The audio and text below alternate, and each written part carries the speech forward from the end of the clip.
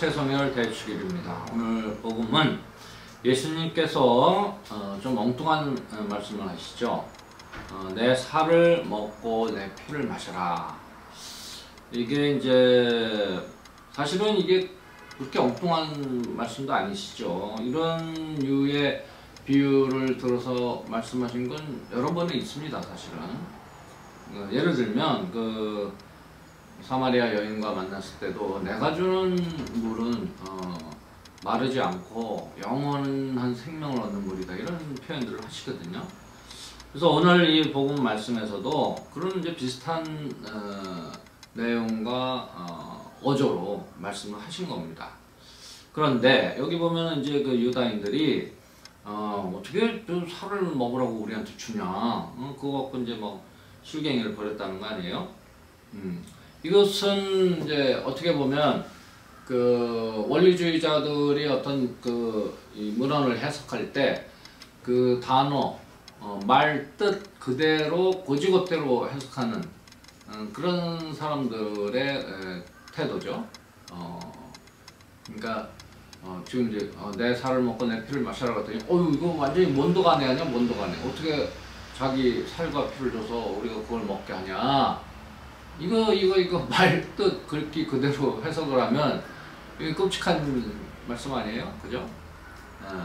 그러니까 그런 오해 소지가 있다. 그러니까 원리주의자들이 어떤 종교든 그 종교에서 가르치는 것을 고지고대로 언어와 그 말 뜻 그대로 행할 때는 어떤 오해와 잘못을 일으킬 수 있는 것이죠. 예를 들면 이제 또 예수께서 말씀하신 거 있죠. 온 세상에 가서 세례를 주고 가르침을 실천하게 하라.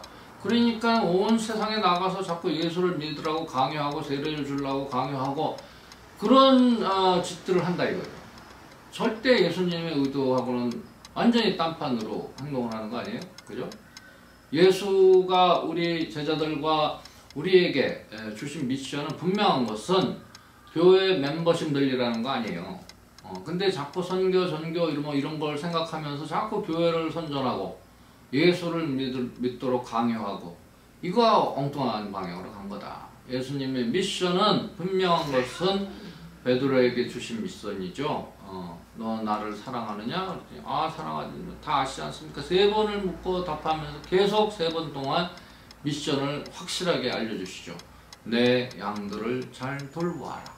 이게 미션이다 이거. 양은 가난하고 약하고 힘없는 그런 존재의 상징인데, 그럼 우리의 미션은 우리 주변의 약자들을 위해서 일을 하는 것, 그게 미션이다라는 거예요. 이제 그런 오해를 불러일으킬 수 있는, 근데 사실은 오해를 불러일으킬 수 있는 말씀이시지만 그걸 고지고대로 믿는 사람들이 좀 바보스러운 거죠. 그죠? 오늘 이 복음도 마찬가지다. 그러니까 이 살과 피를 먹고 마신다. 이것은 예수께서 사랑의 원형을 말씀하시는 거랑 마찬가지예요. 그죠? 살과 피를 내준다는 것은 생명을 내어주는 거 아니겠어요? 그러니까 이 제사상에 우리가 이제 이 제대 위에 예수님의 성체 성혈을 모시잖아요. 그러니까 이게 제사상의 희생제물로 당신이 올라오신 것이다. 그래서 우리 성당에서 가장 중심이 되는 건 이 제사입니다. 아니, 제사상이에요. 이 상, 제대. 그래서 그 앞을 지나가면 절을 하고 그런 거 아니에요? 많은 사람들이 그걸 잘못 인식하고 그런 경우가 있어요. 그러니까 특히 예를 들면 보통은 이제 우리가 정식으로 이렇게 잘 갖춰진 성당은 감실이 있죠. 감실에 성체가 들어있고 그 안에 성체를 모셔놓는다는 표시로 불을 켜놓죠. 그러면 저 감실에 지금 성체가 계시구나 해서 거기에 절을 하는 건 옳습니다. 그런데 미사 때는 제대가 중심이 된다라는 거예요. 미사 중에는. 왜냐하면 예수께서 지금 이 제사상의 희생제물로 오셨다는 것. 그래서 이 제사상, 제대가 중심이 돼야 된다는 거예요. 그래서 미사 때는 제대의 절을 하는 거예요. 감실의 절하는 게 아니고. 자, 그런 이제 작은 팁인데, 그만큼 이 성체 성혈에 대해서 교회가 강조하고 중요시 여긴다는 것입니다. 어찌됐든 그래서 이 뒤에 보면 이제 살아계신 아버지께서 나를 보내셨고 내가 아버지로 말미암아 사는 것과 같이, 그러니까 아버지와 성자 제2의 관계를 나를 먹는 사람과 예수님의 관계로 같이 비유를 하신 거죠. 그게 같다라는 거예요. 그래서 이거는 이제 굉장히 논리적인 표현이죠. 내가 네 안에 있고 네가 내 안에 있으면 일치된 거다. 제가 그 유학 시절에 그 미국 예수형 친구가 야 니네 나라는 저기 개고기 먹는다며. 그래서 우리 먹어. 그랬더니 너도 먹냐? 그래서 내가 과거는 먹었지. 그럼 약간 이제 그걸 어떻게 먹냐는 식의 표정이 나와서 내가 그랬지. 너는 그러면 개를 사랑하냐? 그랬더니 사랑한대. 그걸 사랑해서 넌 뭐하냐? 그랬더니 잘 돌봐주고 밥도 주고 그런데. 그래서 그래 나는 얼마나 사랑하는지 먹어서 일치가 된다 이러면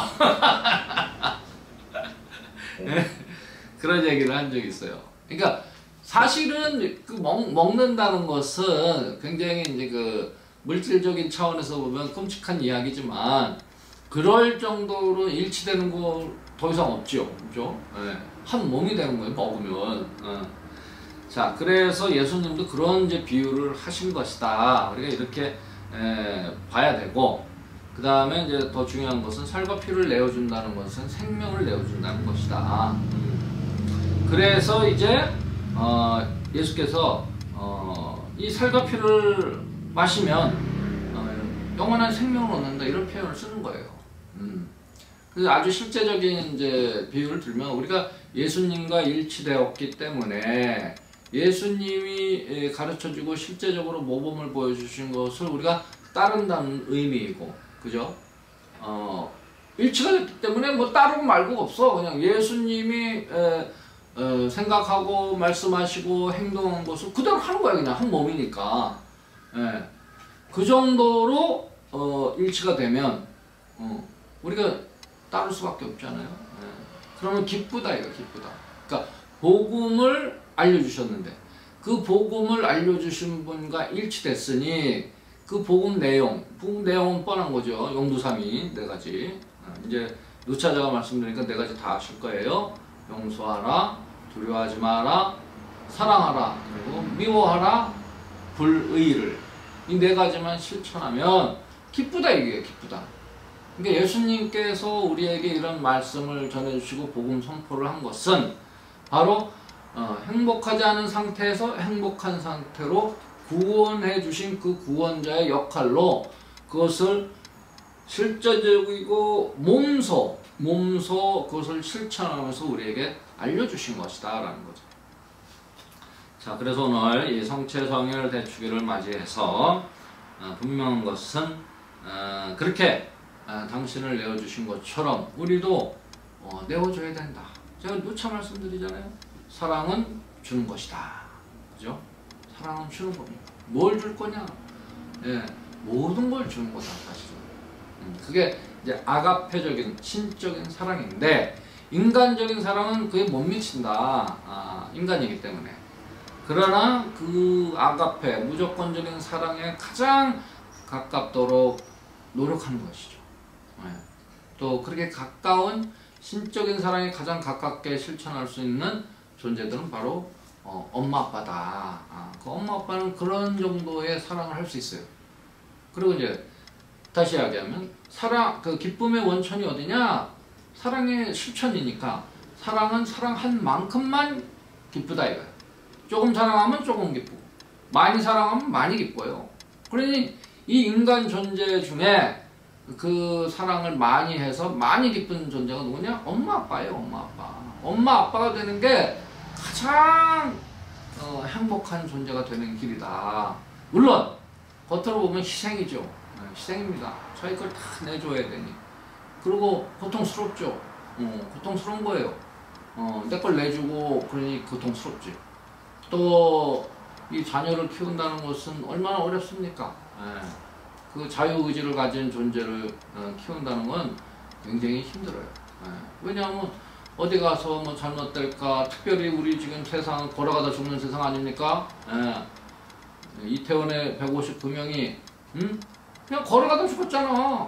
그러면 내 자식이 집에 없으면 부모님들은 걱정스러운 겁니다, 사실은. 뭐 대한민국 이 특별히 큰 대도시 중에 안전한 도시가 서울이라고 정평이 나 있긴 하지만 그러니까 뭐 그걸 이제 믿고 뭐 자녀들이 돌아다녀도 그냥 사는 건데 일상을. 근데 그게 아니었던 거야. 걸어가다가 죽어버렸어. 그러니 이거 뭐 어떻게 하란 말이야 도대체. 그러면 지금 자녀를 둔 부모들이 얼마나 항상 집안에 애들이 안 보이면 전전긍긍하고 얘들이 또 어디 가서 걸어가다가 어떻게 될까봐 불안한 거 아니에요? 근데 그걸 책임지는 놈들은 지금 한 놈도 사과하는 놈도 없고 이런 바보 같은 일이 벌어지고 말이야. 그 구청장은 지금 또 보석으로 풀려나가지고 뭐 그걸 또 구청장을 해먹겠다고 다시 구청으로 들어가냐고. 사과하고 보석으로 풀려났으면 감사한 줄 알고 자기의 잘못을 인정하고 국민들 또 유가족들에게 사과하고 근신하고 있어야 될 거 아니에요? 어디 빨빨거리고 쏘다녀. 어디 출근을 해 출근하게. 그 후한무치한 여자 아니에요 그 여자? 그리고 그 여자뿐만이 아니지. 행안부 장관이라든지 대통령까지 한동훈이 이런 바보 같은 사람들이 무슨 지지율 높이려고 말이야 마약범 잡는다고 해서 할 일을 안 한 거 아니에요 할 일을. 그러면 거기에 책임자가 나와서 사과하고 물러나고 그게 공정한 사회 아니겠습니까? 어떻게 후한무치하게 지금 가만히들 있냐고. 신경을 안 써요. 지금 이 유가족들은 그냥 피눈물을 흘리고 있는데 어떻게 그럴 수가 있어. 그러니까 이 세월호로부터 이제 이 근대 현대사를만 따지면 세월호에 그 많은 희생자가 있었는데도 그때도 마찬가지 아니에요 지금? 원인도 규명해야 한다고 책임자도 없고 돈만 주면 장땡입니까? 이런 참 한심한 노릇입니다. 한심한 노릇이. 그러니까 우리 역사 안에 이렇게 좀 딱 짚고 이렇게 매짐을 하고 그런 게 하나도 없어. 그죠? 하나도 없어요. 그런 거 보면. 그러니까 이게 자꾸 문제가 되는 거야. 예를 들면 이승만 때 국민방위군으로 얼마나 많은 사람을 죽였어요. 중간에 착복한 놈도. 그러니까 그걸 처벌도 안 하고 그냥 넘어가니까 그 이후로는 계속 똑같은 일이 벌어지는 거예요. 참사가 일어나는 겁니다. 참 한심하지 않아요? 제가 어렸을 때 그 싱가포르이 뭐 잘했다는 건 아닌데 그 싱가포르의 그 범죄자들은 그냥 잡아다가 그냥 비행기 태워가지고 태평양에 빠뜨렸다는 거야. 아주 엄한 벌을 한 거지. 물론 이 처벌이 또 맞는 건 아니에요. 그러나 처벌이 돼서 이렇게 한 매짐을 지으니 사람들이 그 본보기를 보고 내가 잘못을 하면 저렇게 처벌을 받는구나. 이게 머릿속에 있으면 감히 어떻게 부정을 저지르고 비리를 저지르고 또 자기 책임을 소홀히 하겠습니까? 그게 안 돼 있는 것 같아 지금. 계속해서 매짐이 없어. 그리고 역대 대통령들 보세요. 전두환이로부터 해가지고 박정희, 전두환이, 이명박이, 박근혜 처벌하는 척하고 금방 풀려나잖아. 그러니까 이거 해도 뭐 내가 뭐 한 2, 3년 살다 나오면 내 수중에 몇 조가 있는 거야. 그거 왜 안 하겠어? 2, 3년 뼈 빠지게 해도 몇 조가 어떻게 생겨. 그러니까 그게 남는 장사니까 하는 거예요. 참. 이게 처벌이 안 되니까 안 된다. 이 역사 안에 한 번도 제대로 된 처벌이 없었다. 그러니까 이 권력형 비리 같은 것들은. 그러니 우리 사회가 이 모양의 꼴이 되는 것이다. 참 한심합니다. 자, 이 성체성혈 대축일을 맞이해서 예수님께서 우리에게 가르쳐 주신 것은 진정한 사랑이에요. 주는 것이에요. 주는 것. 모든 것을 다 내어주는 그런 사랑. 그럼으로써 우리가 더욱더 행복할 수 있는, 사랑을 실천함으로써 행복할 수 있는 그런 신앙이 되어야 하겠습니다.